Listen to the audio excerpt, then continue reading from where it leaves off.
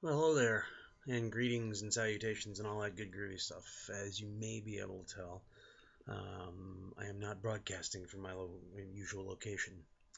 I am at the Pineville Ranch, um, the Pineville Estate, as it were, and it's the one that's only 11 miles from my new work digs.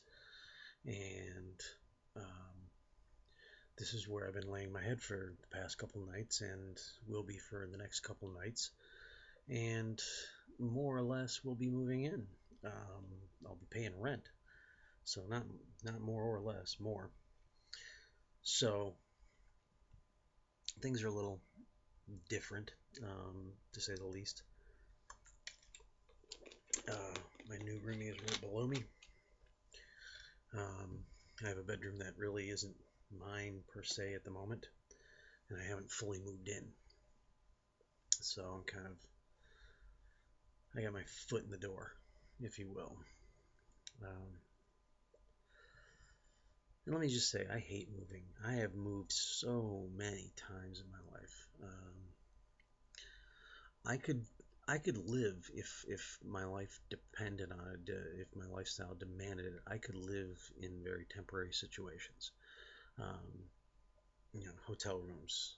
And actually, to be honest with you, for me, hotel rooms would be fine. It's kind of a perfect situation because you pop me a microwave in there, and really, it's got the shower in the bathroom, it's got the TV, it's got the bed, it's got a desk. Most of them have a desk for working.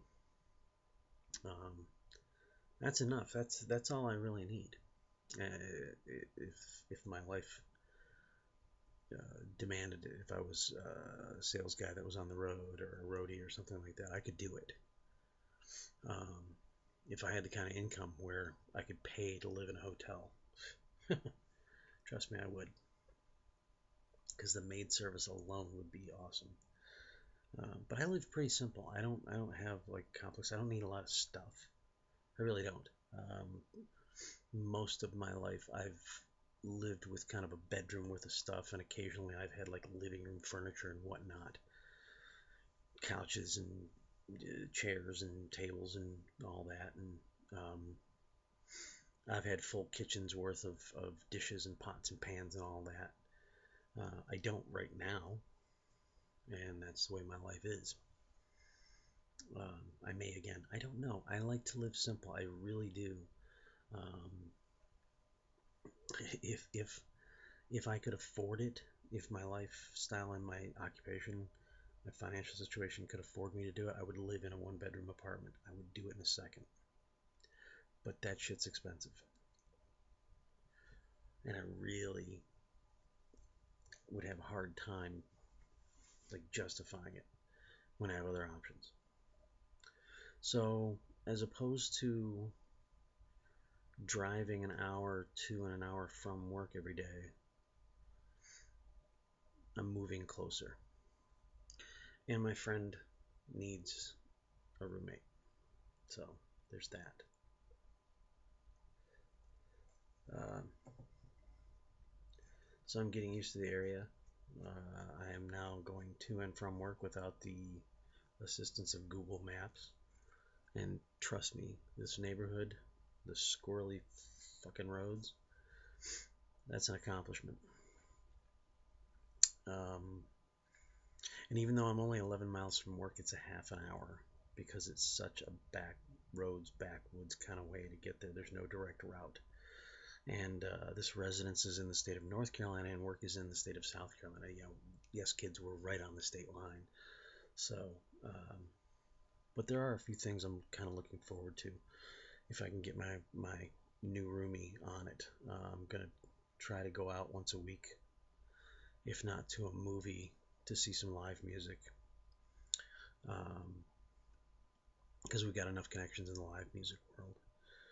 Um, that's one of the big things is kind of getting out there and being a little more social with the planet. Trying to see what the rest of the world's doing with their lives. Because for those of you who know me, I was a nightclub DJ for 25 years. I was the party. I didn't go to the party. I was the party. And to be honest with you, that means I've kind of gone out enough for me, you, and several other people. So I don't foresee any great need for me to go out, not missing it. I've I've been I've been in every kind of bar you could imagine, bar, nightclub, pub, whatever.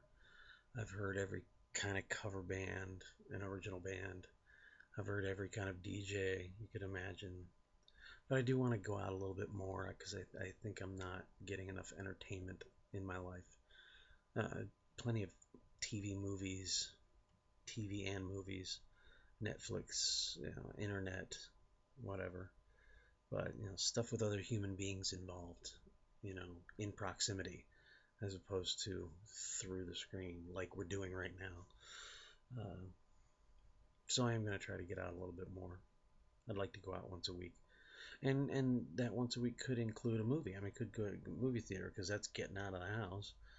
Um, but for too long, I've relegated myself to um, kind of coming home and staying home, under the guise of not spending too much money and with the excuses of the too expensive excuse, the I don't know anybody around here, or there's nothing to do, or anything like that. There's always something to do. There's always, in no matter what kind of community you're in, there's always something relatively close by, within a reasonable distance to go out and do, and to congregate with other people and to mingle, and with no other motive than to just kind of be around other human beings. I generally avoid other human beings because usually human beings are mean, nasty, and stupid and should be avoided at all costs. But um, I don't know. I think for my mental health and for my roommate's mental health, which I'm trying to assist in that. Um, I think it would be a good thing. I've already gotten him out of the house a few times. I want to try to keep doing that. And he's already looking at a possible, get out and play some music for other people's situations. So um, that could be good. I think I'm getting more sleep just because there aren't as many distractions, as in I don't have my big TV in this room yet, um, and I'm not fully comfortable. Uh, so other than the fact that I went to the doctor earlier in the week and they want me to take medication for cholesterol. Oh, I'm 48 and I need cholesterol medication. It's almost like it's a position on the clock. Oh, let's see, you're 48, you need diabetes and cholesterol medication. In my early 40s, I needed, um, let's see, anti-anxiety medication. And I think everybody in their 30s now takes anti-anxiety medication. It seems to be the way of things. We're a pharmacological species. You know, if it comes in a pill and it makes things a little bit better, you'll do it. So, anyway, that's the news from here, not in Lake Wobegon.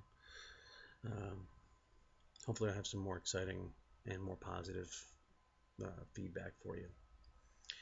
Um, Dan, as always, I don't get many YouTube comments or questions or anything like that, but yeah, I'm open to anything.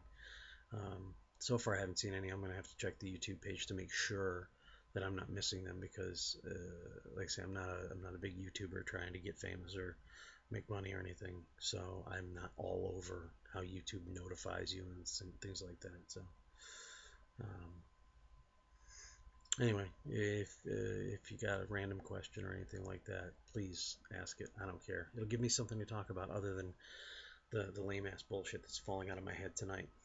So as always, be good to each other.